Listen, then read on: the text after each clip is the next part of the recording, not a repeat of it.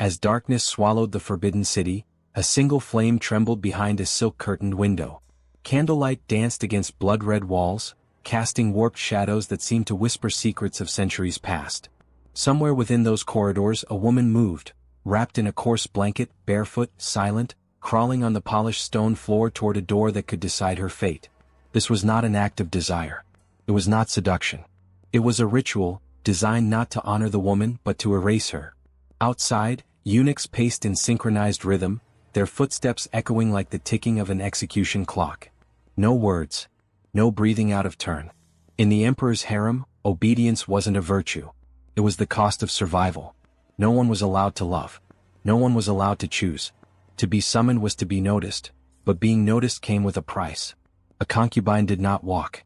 She crawled, wrapped like a commodity in her blanket, presented like a sacrifice to the Son of Heaven. Her body was perfumed, her hair combed without flaw.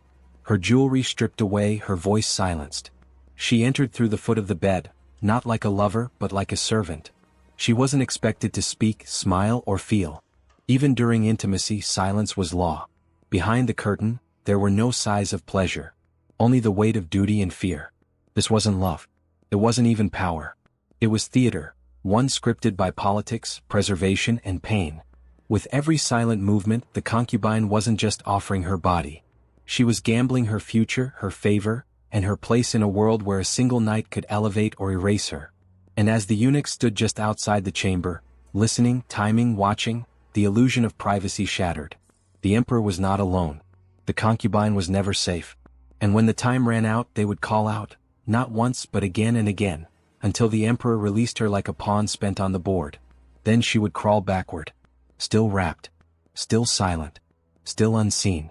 And when she returned to her cold palace chamber, she would not know whether the night had secured her future, or signed her death sentence. All of it began with a whisper in the dark, and the turning of a wooden name tag. The Qing dynasty's Imperial Harem was not a place of silk and song. It was a machine. Cold, mechanical, unforgiving. At its heart were systems so precise, so dehumanizing, they could grind down even the strongest spirit into quiet compliance. Every evening, just after the emperor dined, a ritual began. A eunuch would approach with a small lacquered box. Inside, a collection of wooden name tags. Each one bore the engraved name of a concubine. These weren't symbols of affection. They were tokens in a game of control. The emperor would reach in. Pick one. Random. Or was it?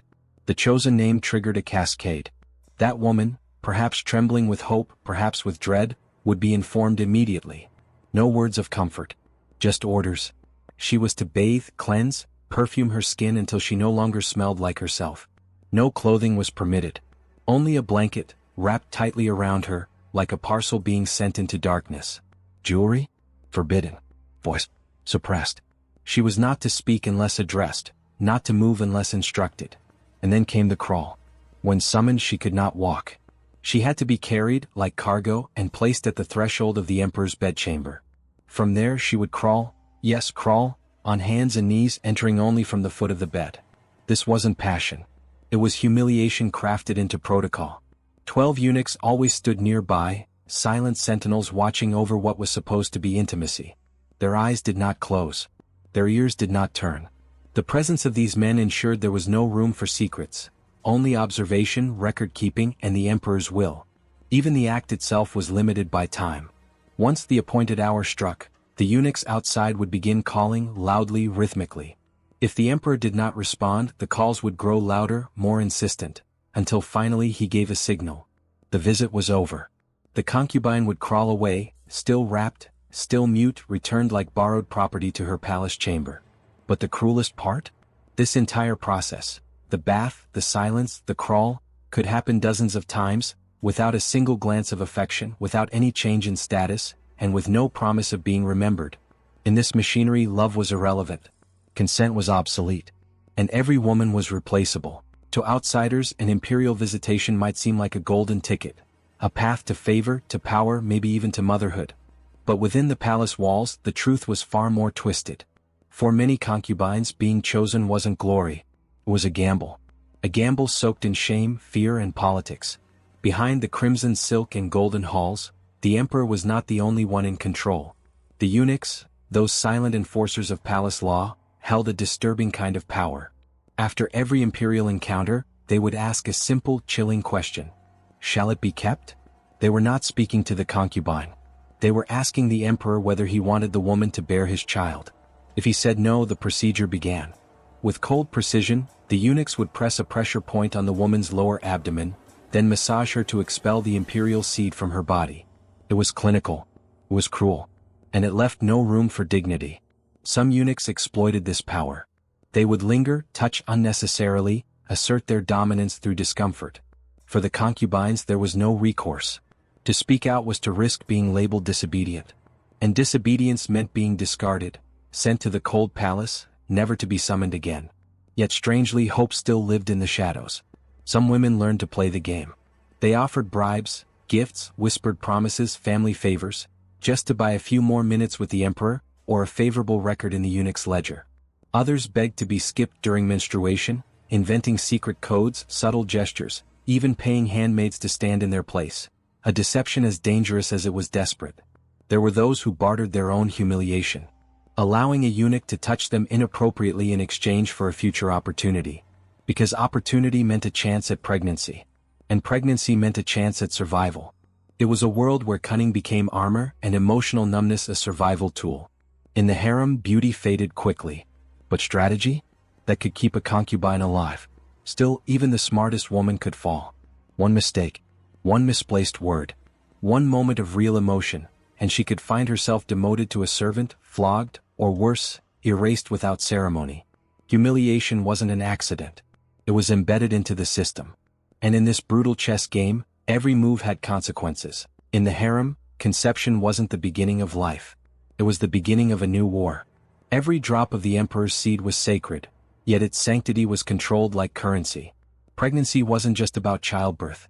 It was about legacy, succession, and raw, unfiltered power. A concubine who bore a son could change her destiny overnight. But to reach that moment, she had to first survive a gauntlet of pain, politics, and manipulation. If the emperor allowed it, the eunuchs would meticulously record every detail. The date, the time, the name, the exact moment of intimacy. Not for sentiment, but for evidence. For future proof that the child, if born, was legitimate and royal. If even one detail was missing or forged, the woman's dream could vanish. Worse, it could get her killed. But if the emperor said no, if he did not wish the seed to be kept, then the real nightmare began. The eunuchs would forcefully press acupressure points to ensure no possibility of conception remained. It was painful, dehumanizing, but it was law. A law designed to protect the throne from unintended heirs. A law that turned the womb into a battlefield.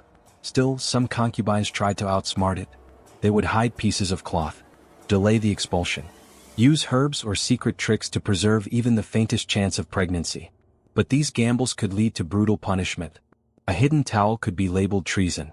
An unpermitted pregnancy could mean execution, not just for the woman but for her unborn child. And yet, others played an even darker game. Some concubines formed secret alliances with eunuchs, negotiating favors, exchanging bribes, even enduring physical exploitation just to gain one more imperial visit. Every second of contact was currency. Every massage, a moment of opportunity. They weren't foolish. They knew the risks. But in a palace where only mothers of royal sons had true power, any chance was better than none. The harem wasn't about love. It was about legacy. About manipulating the very roots of the royal bloodline, one night at a time. No one spoke of love. No one dared whisper desire. What they whispered instead were numbers, names, chances. Because in this game the only voice that mattered belonged to the womb that succeeded. If the imperial harem was a battlefield, then silence was its loudest weapon. The women who endured, who truly survived, learned early that their voices could not protect them. Only strategy, submission, and silence could. A single mistake could shatter everything. A sigh mistaken for defiance. A bracelet forgotten on the wrist. A bloodstain on the wrong night. Even a yawn could be read as disrespect. In a world ruled by invisible laws and lethal etiquette, everything was a test. And most of them were rigged. When a concubine became pregnant, officially, with permission, she became a vessel of the future. Every moment of her life was now monitored. Her meals inspected. Her sleep controlled. Her expressions studied. She could not leave her palace. She could not speak freely. She could not trust anyone. Even the unborn child was not free. Its future would be judged before its first breath. And the mother? She was not praised. She was scrutinized. Because one slip, one rumor, one jealous rival could unravel it all. That's why the smartest concubines didn't fight the system. They learned to manipulate it from within. They used golden rings, red threads, or painted dots on their faces to signal menstruation and avoid a summons. Some bribed eunuchs to quietly remove their name tags. Others faked illness. Each move was a calculation for survival, not because they were weak but because resistance was death. And when the emperor left the Forbidden City, during summer retreats or mountain visits, the rules softened. The rituals paused. There were no name tags. No crawling.